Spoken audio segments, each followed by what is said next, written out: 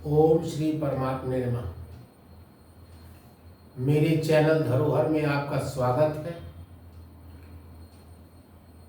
आज मैं उसी बात को आगे बढ़ाऊंगा जिस पर मैंने पीछे कई वीडियोस बनाए हैं, यानी कि श्रीमद् भगवत गीता के अध्याय 16 के शुरू के जो कुछ श्लोक हैं जिसके अंदर दैवी संपदा का निरूपण किया गया है, वो दैवी संपदा क्या है और उनका क्या प्रभाव है।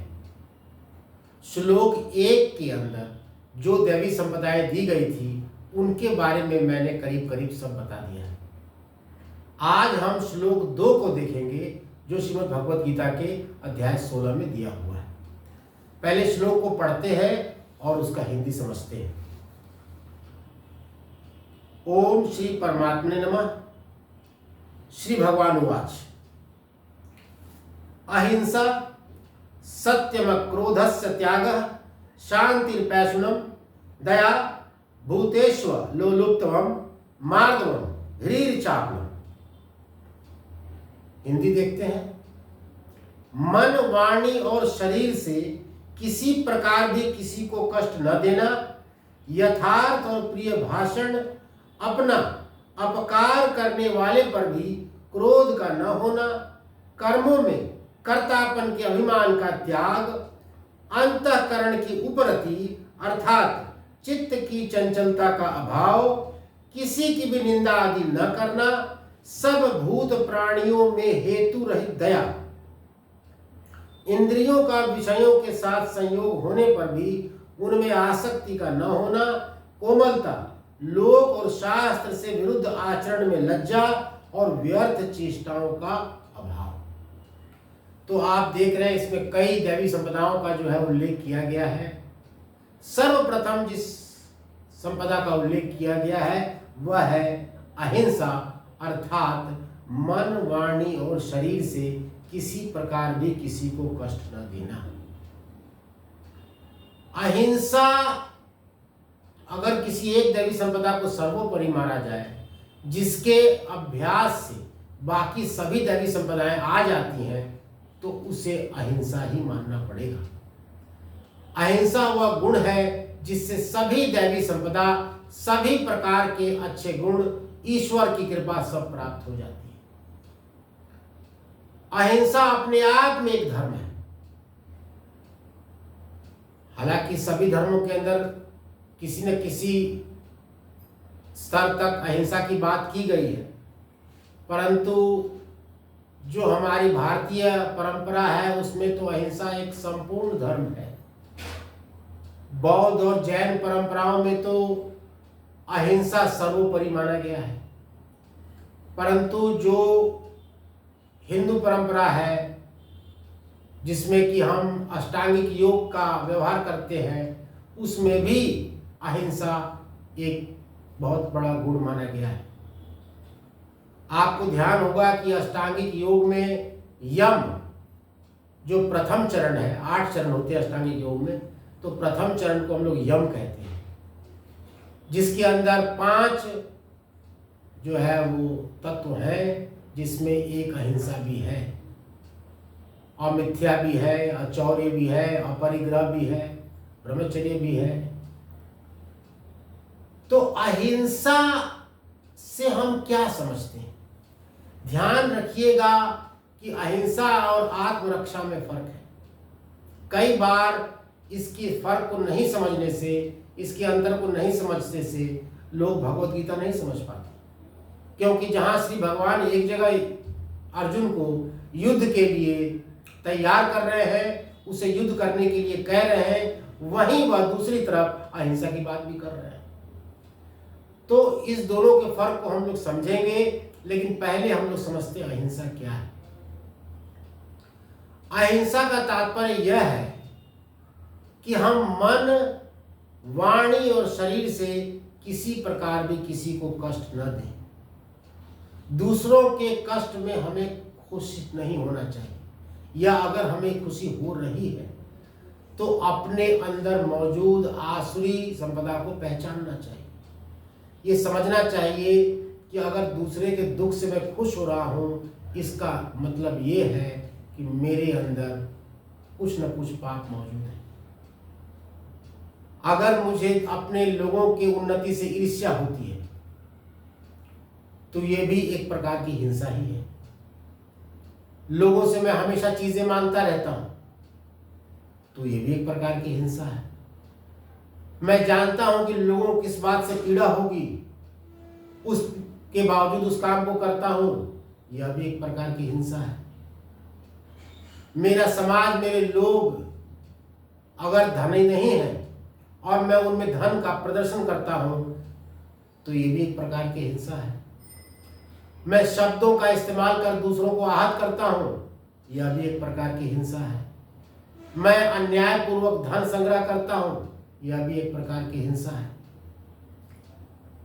अहिंसा एक आंतरिक बात है, सिर्फ दिखावे की बात नहीं कि मैंने किसी को हथियार से नहीं मारा, किसी पर मैंने मुक्का नहीं चलाया तो मैं अहिंसक हो जाता हूं। अगर मैं जानबूझकर ऐसे कार्य करता हूं जिससे दूसरों को कष्ट होता है, दूसरों की उन्नति में बाधा आती है या दूसरा अपने आप को हीन समझने लगता है तो यह भी हिंसा है।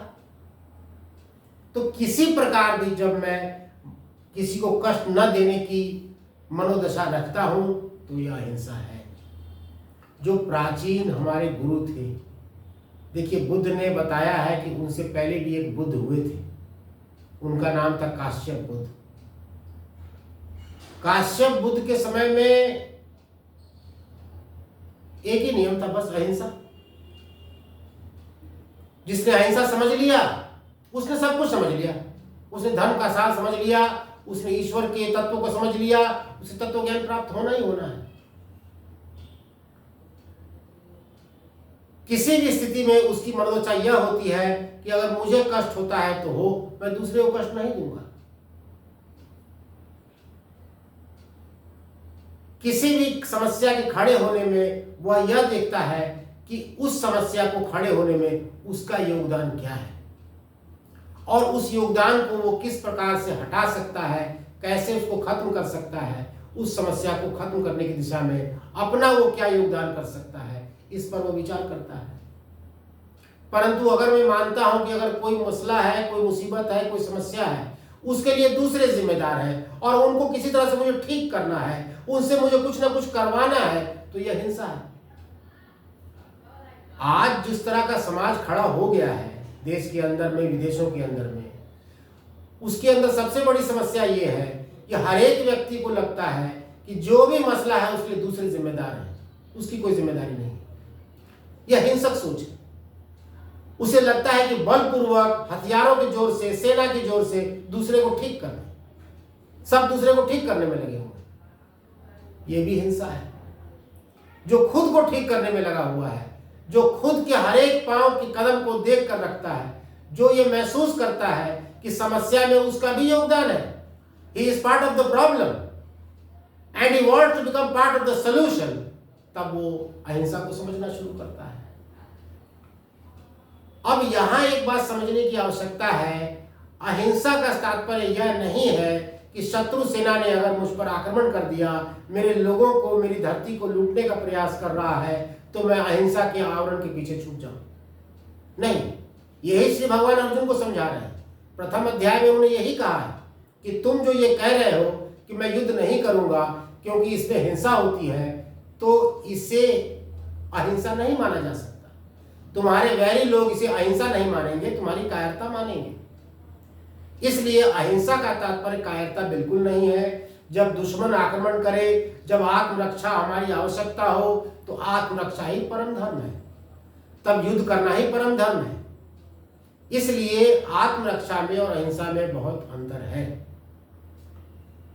जो भी अहिंसा का अभ्यास करता है, धीरे धीरे उसके पाप नष्ट होने लगते हैं, उसकी दृष्टि बदलती है, उसकी समझ बदलती है।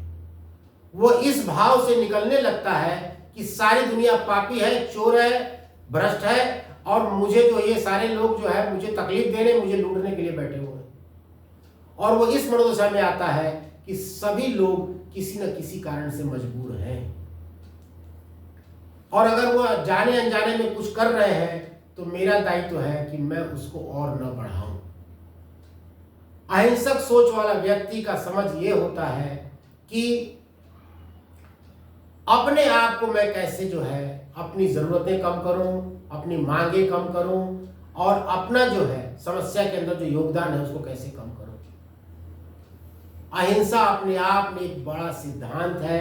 इसके ऊपर मैं कभी एक अलग से वीडियो बनाऊंगा कि अहिंसा को प्राचीन ऋषियों ने, मुनियों ने कैसे व्यवहार में लाया, कैसे उसको समझा और किस तरह से उसका आचरण किया और मुक्ति को प्राप्त हुए। अधिक चतुराई करके, हिंसा करके हम धन, वैभव, शक्ति तो इकट्ठा कर लेंगे पर उसे अपने पास रख नहीं पाएंगे और हमारे जाते ही वो शक्ति, वो धन, वो वैभव फिर बिखर जाएगा। और करोड़ों साल से ये धरती चल रही है और लाखों साल से मानव इस धरती पर रह रहा है। कितने ही बाहुबली आए, कितने ही शक्तिशाली आए, कितने ही राजा आए, कितने ही बड़े बड़े लोग आए, आज उनके बारे में कोई नहीं जानता, क्योंकि उन्होंने शक्ति इकट्ठा करने का प्रयास किया, उन्होंने लोगों को दबाया। और लोग ऐसे लोगों को क्यों याद रखेंगे जो दूसरों को दुख देते हैं। परंतु चंद ऋषि मुनि जिन्होंने मार्ग दिखाया, जिन्होंने अपने आप को जो है कठोर तपस्या में लीन किया, दधीची मुनि की तरह अपने हड्डियों का भी दान किया, ऐसे लोगों को दुनिया याद करती है, क्योंकि इन्होंने वो रास्ता दिखाया जिससे संसार में अंततः एक दिन शांति की स्थापना हो सकती है। इस संसार में ही हम ईश्वर को अनुभव करने के योग्य बन सकते हैं। मुझे उम्मीद है अहिंसा की ये बातें कुछ समझी होंगी आपने। किसी तरह का प्रश्न हो तो कमेंट बॉक्स में कमेंट करेंगे। धन्यवाद।